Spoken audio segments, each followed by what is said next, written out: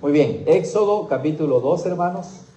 Vamos a leer la palabra de forma alternada. Yo leo el 1, ustedes el 2 y nos unimos en el 25. ¿Ya están listos, hermanos?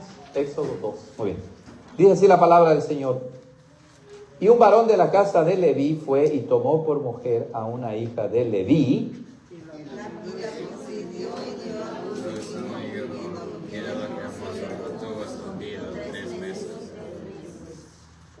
Pero no pudiendo ocultarlo más tiempo, tomó una arquilla de papiros y la calafateó con betún y brea, y colocó en ella al niño y la puso entre los juncos a la orilla del río.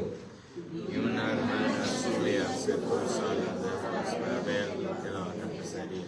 Y la hija de Faraón descendió a lavarse al río, y paseándose sus doncellas por la ribera del río, vio ella la arquilla en medio de los juncos, y envió una criada suya a que la tomara. Y cuando la abrió, vio al niño, y he aquí que el niño lloraba. Y teniendo compasión de él, dijo: de los niños de los hebreos es este. Entonces su hermana dijo a la hija de Faraón: ¿iré a llamarte una nodriza de las hebreas para que te críe a este niño? Y la hija de Faraón respondió: ven. Entonces fue la muchacha y llamó a la madre del niño. Y la hija de Faraón le dijo: llévate a este niño y críamelo, y yo te lo pagaré. Y la mujer tomó al niño y lo crió. Y cuando creció el niño, ella lo trajo a la hija de Faraón, y él vino a ser hijo suyo, y le puso por nombre Moisés, diciendo: porque de las aguas lo saqué. Y en aquellos días aconteció que, crecido ya Moisés, salió a sus hermanos y vio sus cargas, y observó a un egipcio que golpeaba a un hebreo, a uno de sus hermanos.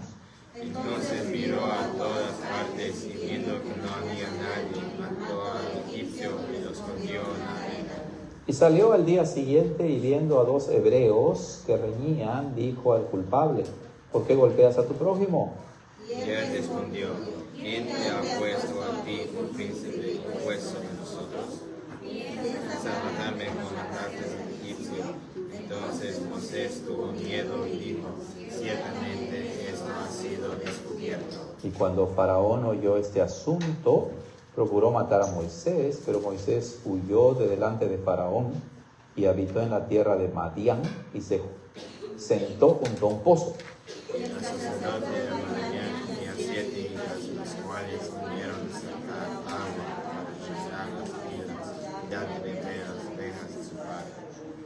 Mas los pastores vinieron y las echaron. Entonces Moisés se levantó y las defendió y abrevó sus ovejas. Cuando ellas volvieron a él, las madres, él les dijo: ¿por qué habéis venido hoy tan pronto? Y ellas respondieron: un varón egipcio nos libró de mano de los pastores, y también nos sacó el agua y abrevó las ovejas. Y dijo a sus hijas: ¿dónde está? ¿Por qué habéis dejado marchar a ese hombre? Llamadlo para que coma pan. Y Moisés accedió a morar con aquel varón, y él le dio su hija Séfora a Moisés. Y ella le dio a luz un hijo, y le puso por nombre Gersón, porque dijo: extranjero soy en tierra ajena. Y aconteció que después de muchos días murió el rey de Egipto, y los hijos de Israel gemían a causa de la servidumbre, y clamaron, y subió a Dios el clamor de ellos a causa de su servidumbre. Y oyó Dios el gemido de ellos, y se acordó de su pacto con Abraham, con Isaac y con Jacob. Juntos. Y miró Dios a los hijos de Israel, y conoció Dios su condición. Amén. Esa es la palabra santa del Señor, que Él nos ayude a entenderla. Vamos a orar. Padre, gracias una vez más por tu grande misericordia manifestada en nosotros por medio de tu Hijo Jesucristo. Espíritu Santo, oramos para que en esta mañana podamos ver de Éxodo 2 grandes cosas que nos hablan del Santo Evangelio y de cómo tú, Señor, en tu sabiduría, en tu plan eterno y en tu gran poder, actúas para el beneficio de tu pueblo. Dame, Señor, las palabras correctas para poder explicar a tu congregación. Perdona nuestros pecados. En Cristo Jesús te lo pedimos. Amén. Amados hermanos, Éxodo capítulo 2 nos habla acerca del nacimiento de un bebé que el Señor iba a usar poderosamente en su plan de salvación para su pueblo Israel. Qué bonito es, ¿verdad?, cuando nace un bebé. Qué bonito es cuando hay una nueva vida en el mundo. Y claro, nosotros aquí en Estados Unidos, cuando nace un bebé, pues podemos ir al hospital, ¿verdad? Y ahí lo atienden, lo cuidan y todo lo demás. Pero cuando nació Moisés, nació en un tiempo de mucho peligro, donde de hecho estaban buscando matar a todos los bebés varones. ¿Lo recuerdan? El faraón había dado la orden de que si nacía varón, lo echaran al río Nilo y lo destruyeran, para detener así el crecimiento y el poder del pueblo de Dios. Y entonces eso nos recuerda que el nacimiento de Moisés se parece también al nacimiento de ¿quién? Del Señor Jesucristo, porque Él también nació en un tiempo en que otro rey, el rey Herodes el Grande, buscaba matar a todos los niños para así matar también a Jesús, el rey de los judíos. Y entonces esto nos enseña que la obra de Dios no siempre inicia y se culmina cuando todas las cosas están bien, ¿no, verdad? Sino que la obra de Dios empieza en medio de la amenaza, del peligro, cuando decimos no hay esperanza, cuando decimos no es posible esto. Y eso sucede para que Dios nos enseñe que no tenemos que confiar en nosotros, sino tenemos que confiar en Él, en su poder, en su sabiduría, en su plan eterno, porque esto es lo que vemos en Éxodo capítulo 2. Pero noten, hermanos, que además de las condiciones peligrosas en que nació Moisés, vemos que el Señor no usó a gente poderosa para llevar a cabo su plan de salvación, sino que cuando leemos Éxodo 2, en los primeros versículos se habla de un matrimonio. Dice, un varón de la casa de Leví fue y tomó por mujer a una hija de Leví, y la mujer concibió y dio a luz un hijo, y viendo lo que era hermoso, lo tuvo escondido 3 meses. Esta declaración acerca de la familia, acerca del matrimonio, es muy importante, porque el rey de Faraón estaba buscando precisamente destruir y desintegrar a las familias. Pero vemos que Dios, en medio de esa orden imperial, Él sigue protegiendo a las familias. Y hermanos, nosotros también vivimos en una época en que la familia quiere ser destruida, ¿ok? En que los ataques a la familia llegan desde diferentes ángulos. Pero el Señor nos dice en esta mañana, así como protegí a las familias de mi pueblo Israel en medio de la opresión, en medio del peligro, yo también protegeré a tu familia. Como comunidad latina en Estados Unidos, enfrentamos diferentes retos: migración, trabajo, desintegración familiar, drogas, etc. Pero si somos fieles a Dios, Él te dice, confía en mí y yo voy a preservar a tu familia. ¿Cuántas familias, hermanos, viven disfuncionalmente? ¿Cuántas familias están divididas? Pero en Cristo siempre hay esperanza. Él nos dice, cuando piensas que ya no hay esperanza, ven a mí y yo te ayudaré para restaurar poco a poco tu familia. Hermanos, el diablo ha querido atacar a la familia desde el comienzo del mundo.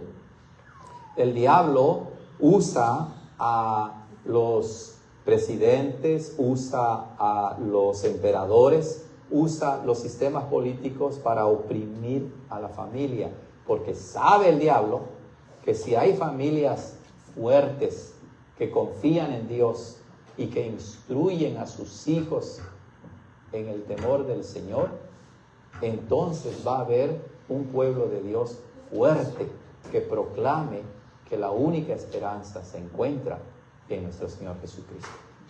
No descuidemos a nuestras familias, ¿ok? Inculquemos en nuestros hijos casarse, tener hijos. Una de las estrategias del diablo en la actualidad es que las familias no se casen, ni que las personas, ¿verdad?, hombres y mujeres, no se casen y que no tengan hijos. Y esa es una arma del diablo para destruir a la familia. Pero nosotros confiemos en Dios, inculquemos a nuestros hijos el amor a Dios, el amor a su palabra, el casarse y el tener familia. ¿Ok? Dice que esta mujer concibió y dio a luz con un niño muy hermoso. La palabra hermoso allá denota al menos dos cosas: que Moisés era un niño bonito, ¿verdad? Lo vio y dijo, oh, es bonito. Pero también tiene la idea importante de que este niño Dios lo hizo de una manera que fuera agradable para llevar a cabo su plan de salvación por medio de él. ¿Ok? Y eso es bien hermoso. Cuando nosotros actuamos de acuerdo con la voluntad de Dios, instruimos a nuestros hijos en el temor de Dios, delante de Dios somos hermosos. Delante de Dios somos agradables, porque Dios ve el corazón, Dios ve nuestras intenciones, Dios ve la obediencia, etcétera, etcétera. En segundo lugar, hermanos, vemos que el Señor, además de usar a las familias cotidianas, ¿verdad?, en medio del peligro, usó a las mujeres. ¿Sí? Se habla de la madre de Moisés, ¿verdad?, que dice que viendo lo que era hermoso, lo tuvo escondido 3 meses. Lo que está haciendo esta mujer aquí es tremendo, hermanos. Es de gran valor. Porque ¿cuál era la orden del rey? Echen a todos los niños al río Nilo para que los maten. ¿Qué está haciendo esta mujer al esconder a su hijo?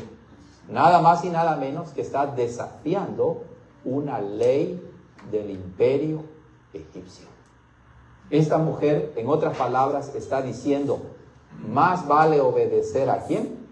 A Dios que a los hombres. ¿Cómo necesitamos mujeres valientes en la iglesia también? ¿Cierto o no?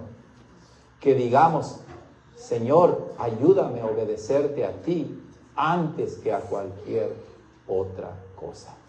Y que se comprometan para criar a sus hijos en el temor del Señor. Y hermanos, vemos la lucha de esta mujer. Lo esconde por 3 meses. Pero cuando ya no se podía más, ella no se rinde, sino que ella, confiando en Dios, dice, ahora voy a preparar una arquilla, ¿verdad? Era como una canastita. Y saben, eso que ella está haciendo nos recuerda de otra arquilla que ya se mencionó en el libro de Génesis. Es la misma palabra, nada más que allá era una canasta grande y aquí es una ¿qué? Canasta chica. Es una arca pequeña que nos recuerda que Dios es el que va a preservar a su pueblo, así como preservó a su pueblo en el diluvio. En ese diluvio egipcio de odio, de destrucción, de racismo contra el pueblo de Israel, el Señor dice, voy a preparar un arca para que entonces salve a mi pueblo.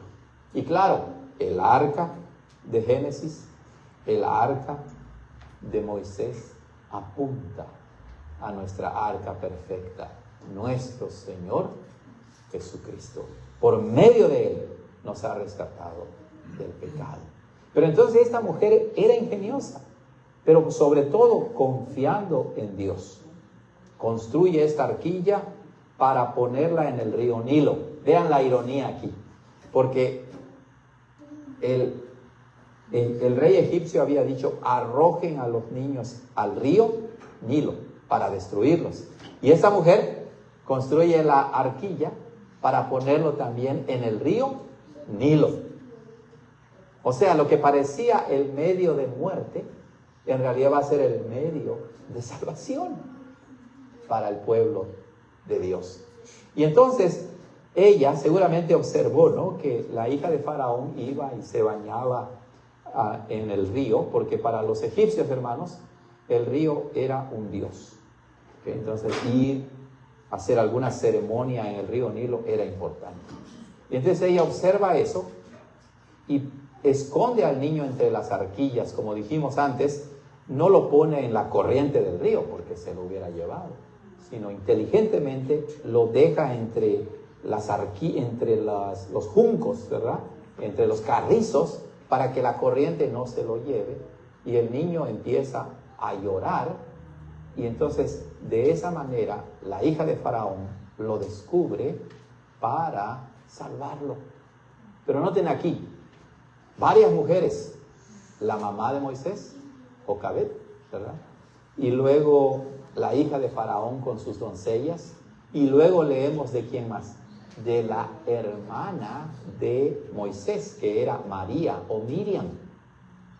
Vemos cómo Dios usa a estas mujeres que en el caso de la mamá y la hermana eran completamente insignificantes en el imperio egipcio. Sin embargo, Dios dice: de la nada, de lo que no parece tener importancia, voy a manifestar mi gloria y mi poder. Porque Dios, dice el apóstol Pablo, cuando somos débiles, manifiesta su poder.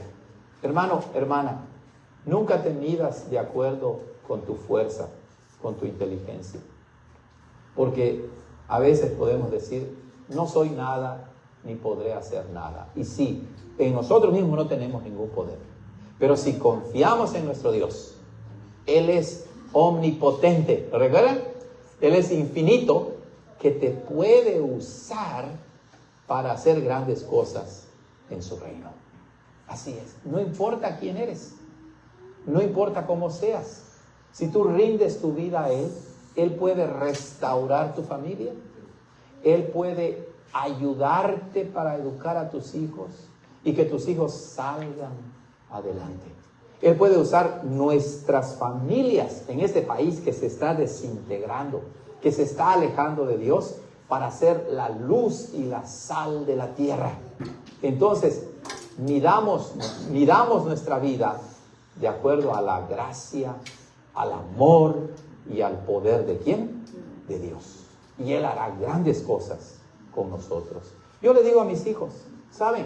Ustedes viven en el país hasta ahora más grande, más poderoso, más desarrollado del mundo. Y les digo a ellos, aquí, si quieres salir adelante, trabaja duro y saldrás adelante. Sé diligente. Pero saben, hermanos, es una ironía, porque en este país donde hay tantas oportunidades, la juventud que ha nacido en este país no quieren trabajar duro, no quieren salir adelante, todo quieren que se lo den. ¿Y cuántas personas yo conozco, verdad, de otros países donde la miseria es grande, trabajan duro, pero pueden venir a Estados Unidos para estudiar y trabajar, y Dios los usa para hacer grandes cosas? Imagínense. ¿Cuánto más nosotros, hermanos, que vivimos por la gracia de Dios en este país y que tenemos a Dios de nuestro lado? ¿Ustedes creen que si nuestros hijos trabajan duro, son fieles a Dios, no podrán salir adelante? Claro que podrán salir adelante. Dios es sabio y poderoso para usar lo insignificante del mundo para hacer grandes cosas para su reino. Otra cosa que vemos aquí, hermanos, y que Moisés nos quiere mostrar, es la hija de Faraón. El padre de Faraón el padre de ella, el rey egipcio, no tiene compasión. Ha dicho, arrojen al río a todos los bebés varones. Así, ni siquiera parpadeó. ¿Imaginan la crueldad que había en esos lugares, en la corte imperial? No les importaba. Y saben, no ha cambiado el mundo de esa manera. Cuando vemos cómo la política mundial se mueve, hermanos, es terrible. Ahí no importa a quién mates, no importa a quién destruyas, no importa a quién dejes en la miseria, con tal de preservar tus intereses. El mundo siempre ha sido así, y aquí lo vemos, que el rey Faraón ni parpadeaba ante el dolor y la miseria de los israelitas. Pero vemos la sabiduría de Dios, la gracia de Dios, que en su propia casa, de su propia familia, Dios usó a su hija para la salvación de su pueblo. ¿Cuándo Faraón se imaginó que esto iba a suceder? ¿Cuándo? Es más, nos dice que después que Moisés huyó, murió ese rey. ¿Verdad? Murió. Y Dios continuó con su plan. Entonces, hermanos, donde no hay compasión, Dios puso compasión. Y usó a la hija de Faraón para preservar la vida de este niño. Noten entonces, hermanos, que Moisés no es grande en sí mismo. Moisés es grande porque desde que nació, Dios lo protegió. ¿Ok? Dios lo guardó, Dios lo crió. Noten cómo dice allá en el versículo 6, y cuando abrió la arquilla, vio al niño, y aquí el niño lloraba, y teniendo, ¿qué? Compasión de él. Dijo, de los niños de los hebreos es este. Increíble, hermanos, cómo Dios puso compasión en esta muchacha. Bueno, ¿qué fue lo que sucedió? Ya sabemos que aparece Miriam o María, la hermana de Moisés, y le dice, ¿quieres que vaya y encuentre a una nodriza, a una nana o lo que sea, verdad? Para que te cría este niño. Y la hija de Faraón dice, sí, por favor, ve. Y va y llamó a su propia madre. Qué increíble, ¿verdad? Cómo Dios usó todas las cosas para que Moisés creciera en su propia familia. Y hermanos, y aquí algo importante también es esto. Cuando tú educas a tu hijo, a tu hija, de acuerdo con los principios de la palabra de Dios, le estás dando a tu hijo identidad. Tu hijo sabe quién es. Aunque parezca que no, ¿verdad? Aunque parezca que no entienden nada, aunque parezca que les entra aquí, les sale aquí, pero si somos fieles, esos niños saben que pertenecen a Dios. Y eso fue lo que sucedió con Moisés. Él fue criado en su familia, en su hogar, y después llevado a la corte de Faraón, pero ¿se olvidó de quién era él? No. Cuando decimos se olvidó de quién era, lo que queremos decir más bien es, se olvidó de que él era hijo de Dios. No se olvidó. No era perfecto, o como vemos, pero él se identificó con sus hermanos hebreos. Hermanos, actualmente, ¿verdad? Aquí en Estados Unidos, ustedes lo saben, muchos jóvenes se quieren olvidar de sus raíces. Muchos jóvenes quieren andar con otras personas, ya sean blancos, negros, asiáticos, lo que sea. Como que quieren renegar de su identidad. Pero ¿saben? La identidad racial crea muchos problemas. Pero la identidad que tenemos como hijos de Dios es lo único que nos da estabilidad en esta sociedad. ¿Y cuánta necesidad hay en la comunidad hispana? Para que nuestros hijos trabajen duro, para que estudien, se preparen, sean pastores, sean doctores, sean abogados o campesinos, donde estén, pero que sean excelentes en su trabajo, para que puedan ayudar a la comunidad latina, para que podamos crear familias que honren y glorifiquen a Dios. ¿Ustedes creen que Dios no lo puede hacer? Para Dios no hay nada imposible. Pero tenemos que empezar a cambiar nuestros hábitos desde ya, ¿cierto o no? Desde ya. Las cosas no van a suceder como por arte de magia. Dios recompensa el trabajo duro. Dios recompensa la disciplina. Dios recompensa la constancia. No que empiezas una cosa y lo dejas. No que dices, voy a hacer esto y luego otra cosa. No, Él quiere que seamos fieles, disciplinados, trabajar duro, duro, duro. Pero si quieres que tu hijo sea así, ¿quién le tiene que dar el ejemplo? Nosotros, como padres y madres. Bueno, nuevamente, Moisés no fue perfecto. Él sabía, ¿verdad? Sentía que Dios lo estaba llamando para ser el rescatador de Israel. O sea, el instrumento para liberar a Israel. Pero entonces Moisés quiere tomar las riendas en sus manos. Y dice que salió y vio a 2 hebreos que peleaban. A un egipcio que maltrataba al hebreo. Y dice que mató al egipcio y lo enterró en la arena. ¿Ok? Y al otro día sale y se da cuenta que los que están peleando ahora son 2 hermanos hebreos.